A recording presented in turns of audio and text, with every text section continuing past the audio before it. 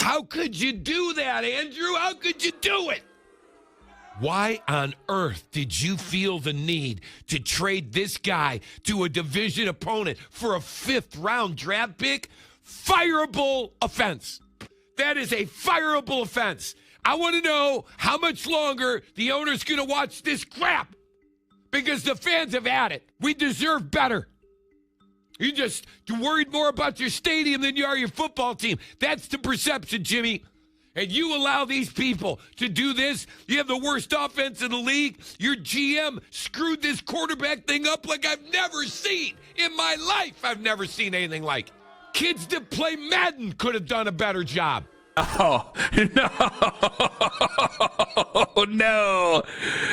No, Cincinnati, thank you. Because it's all right there in front of you. 3.5 hours last night, the post-game tone. You had all the evidence you needed. You have all the evidence you needed. That they're all getting fired? Well, no, I don't even know about that. It's just this is not working. That's the evidence that you have. There's nothing there, folks. There is no excuse. There is no defense. It ain't working. You know, to be honest, it was shocking to me. AndrewBerry must be a lot smarter than me or us, because it doesn't make sense to me to trade a quarterback that you think enough of to make your opening day starter to a division opponent that's hurting in that area. But that's just my personal feelings. When the Bengals acquired him, knowing what you know about Zach and how he likes to run his offense, from Cincinnati's perspective, it makes sense for them. It certainly made sense from Cincinnati's perspective. You heard it. You heard it. Multiple people complaining, and Mike Tomlin called it before he even played a game. He saw something. He knew it. And the crazy thing is, I felt it. I just didn't get a chance to make a video about it, but I felt it. I knew this could happen. Knew it could happen. It's a difference when you have top grade receivers compared to the receivers that the Browns have. I won't say the Browns doesn't have talent in the receiving corps. A lot of people is writing them off, saying that it can't catch. I got my theory on that, but we're going to get more into that. We're going to see what this means for the Browns, mix it all up in a pot, put everybody's theory, my theory together, and try to figure out this mess. We'll be back. Welcome to Fast Break Sports Nation, the home court for all things basketball, football, and boxing. From buzzer beater to touchdowns under the lights to knockouts in the ring, we've got you covered. In case you're living on a bubble and you don't understand what's going on and you don't really got time to watch sports, I'm going to take care of you. But you do love the Browns and you want to know everything what's going on. The Browns traded Joe Flacco, 2-day division rival, in the middle of the season. That's unprecedented. Never happened before. And I don't even think you will ever see that happen again. It just don't happen. While you're still competing, you're not even out of the playoff contention. Raven is the same record as you. They only above you because they beat you once. That's the only win that they got. Cincinnati, you just made them successful now. They were struggling in the position where you trade for a quarterback, which is the most important position in the game. If you don't have a good quarterback, you're not going to win most of these games, especially close games. All right. But what they do have, which is the Bengals, they have a grade A talent of a receiving core. Joe Flacco was not falling off the cliff. He is not and was not falling off the cliff.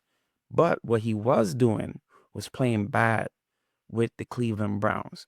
So the trade was justified. The offensive line is just as bad or even worse in the Cincinnati side as the Cleveland Browns. So it's apple to apple. The only thing that's not apple to apple was the receiving core for the Cincinnati Bengals. You put Joe Flacco with a big arm and those talent of the receiving core that does love to go deep. I knew Joe Flacco is going to find them. Joe Flacco is playing with house money. He is not worried about a contract or even if he's going to play next year or if he's going to be signed. I'll tell you this, though. He buy himself another time if he want to play again next year. If he continue to play like this, he can play again next year. And he actually bring life to the Cincinnati Bengals until Joe Burrow get healthy. And he will be healthy if everything goes according to plan in December. I think that's almost one of the reasons why they trade Joe Flacco to the Bengals as well, too, because at the time they're going to play the Cincinnati Bengals. It won't be Joe Flacco. If Joe Flacco beat the Browns, that is another whammy. All right. That is another bad thing. This just opened up the door to say, blow it up. The coach got to go. The GM got to go. You got to start fresh with new coaching staff. And you got to play both rookie quarterback because now you just messed up everything. You got to see what Shadour does. Shadour is definitely playing this season, y'all. He's definitely playing. This is purposely done. I think it's purposely done because people is backstabbing in that organization each other subliminal. They're doing it blind if they're not doing it on purpose, or they're doing it on purpose to prove a point. Now, everybody's saying this is bad on AndrewBerry, but at the same time, I think AndrewBerry did this to make Stefanski look bad, to show that, hey, his offense is crap. His offense doesn't work. Look how Joe Flacco strives at the other side in 10 days. 10 days. That is absurd. And I also raise the question, is Deshaun Watson that bad? Or he was just in a bad system? Because no quarterback could do good under that system. Now, I would say, I do have faith with Shadour for one reason. Out of all those quarterbacks that's in the grounds room, Shadour got more accuracy than all of them. Period. A nice touch. Deshaun Watson is the second closest. And then was Flacco. And after that, it was just, nobody have touch. So I heard something when Mary Kay say that that's a beat reporter for the Browns. She get all the information. She see his practices. She stated in one of her, podcast interviews that he have so much touch that he can lay off some of the speed or the pressure of the ball to make it an easable, catchable ball. Now, you got to understand, I start off saying that the receiving core is not that good. So if you could take a little bit touch off of the ball to make it an easier catch ball, nobody catching with alligator arms. They're going to fully extend that and trust that.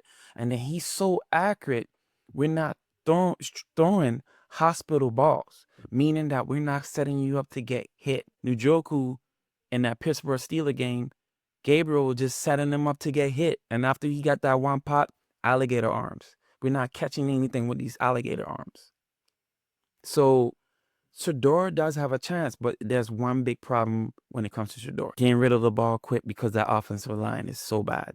And going backwards. Can't go backwards. If Stefanski is working on those two things, then patience. Then we needed to be patient with him because I think Shadour have a higher upside with this team and the talent that is around it because of the accuracy and touch. Now, I said in my first ever video I ever put on YouTube, that DillonGabriel is serviceable. He can play in the NFL for years to come, but he have to know his role. He probably can grow and develop into a starting quarterback. Right now, he is just a serviceable quarterback. He's not going to break you, and he's not going to make you. He's not going to win you a game, but he's not going to lose you a game. We could give you a fine example. Everybody's chewing Justin Fields' head. But did you know that Justin Fields have not thrown an interception for 6 weeks? He missed one game, so 5 weeks. He have not thrown an interception. He haven't lost him the game, and he haven't helped him win the game. What do you want? You want somebody to be a game changer. You want somebody to give you the opportunity to at least say that you can win the game. Did you think Tom Brady was in his prime when he won that Super Bowl in Tampa? No, he wasn't. But the confidence of him being there and of you knowing that if you just keep it manageable, a man like that and the knowledge that he have in his head and the knowledge of defenses that he knows could take you to the top. Now, we bash him that he's under Deion Sanders' privilege and all that stuff. This man's seen NFL products, film, games, been coached by one of the best, and also been mentored by Tom Brady. He's seen defenses. He can read coverages. The only reason why he having a hard time holding the ball is because he liked to throw the haymaker. He liked to push the ball up the field. He loves points. He's addicted to points. And I think that's one of the reasons KevinStefanski doesn't want to put him in the field yet, because is that Shadour is not a systematic player. I mean, you could tailor your offense to him, but he's not going to follow your system to the T all the time. Because Shadour understands plays and he understands offense, and he will take a chance. He will take that risk. And KevinStefanski not going to tailor anything to you to make you better and adapt. He's not adapting. He's just playing X and O's. And when it's not working, there's no adjustment in the game or the next game. The plan is the plan. The system is the system. The game plan never change. It never change. And Joe Flacco proved that to you. Do you think Joe Flacco went there and he played their system? No, they adapt to him. They adapt to him. He's a 40-year-old quarterback. You know, you got to protect him. Your offensive line is bad.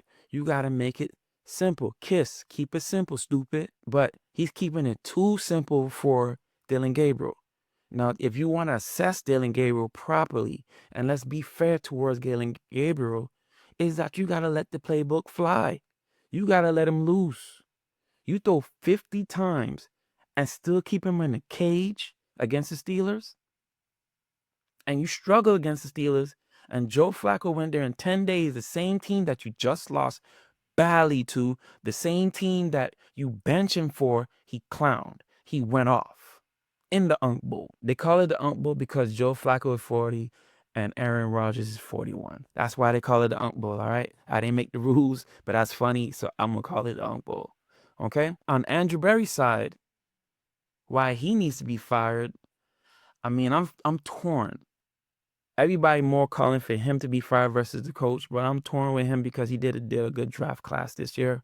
They just can't get the one most important position right, which is the quarterback. The reason why I'm torn, because he was the one that's pulling for Shadour.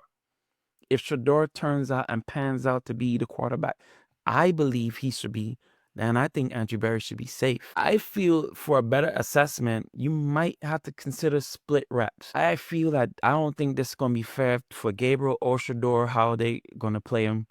I think it's time for split reps. Or, give Shadour the first 2 starts, and then after that, you get some split reps. If Shadour doesn't pan out as I think he should, if he don't pan out as I think he should be split reps all the way through. I think this got to get blow up. I mean, Flacco just showed the truth about the Browns organization. He showed the code. He showed the matrix, and it's not looking good for the Browns. I would hate to be a Brown fan at this time, but the only reason why I'm covering him is because everybody knows it's Shadour. That's my guy. It's just not a good time. And let me say this. I think KevinStefanski is a good coach if he have the right personnel and the right tools. I don't think he's a good coach to say for everybody. Now, they want to say he went coach of the year with less, but they have some right receiver core. They just didn't have the quarterback. That was the less. But everything else was more talented. He always had a good defense. He inherited a good defense. So I don't buy that. Even though he won coach of the year with less that they say, but I don't think it was less. I think they had a good receiving core or better. Remember, Odell Beckham was there. And that's another thing. Odell Beckham was there and not producing like how he's supposed to. Went to the Rams, instantly produce. This says something about coaching, and coaching matters. Coaching matters. It straight up matters. I can give you scenarios. Mike Jones playing excellent with San Francisco. Daniel Jones playing well in Indianapolis Colts. We could go on and on. Coaching matters. Trevor Lawrence didn't start playing good until the last coach. He's playing good with this coach too, but the last coach, oh my gosh, I can't remember his name, but Y'all do y'all research. Y'all figure that out. We could go on and on. Coaching matters. And I think he don't know how to adapt to fit the player's need if he have to. That is part of coaching. It's not always going to be your system. There's a systematic player and there's a player coach that change the system for the player. So they got to get blow up. I'm not saying they got to get blow up this season, but the only thing I'm saying that the quarterbacks might need to be split reps so that we can get pure evaluation of the two quarterbacks because it needs to be done. Your picks, the two picks that you have is not going to be high picks. So you might not get that quarterback that you want. So you really need this one to hit. One of them. If you like this podcast, please give me a comment, like, subscribe, share. All right? Thank you for joining the pod. Peace.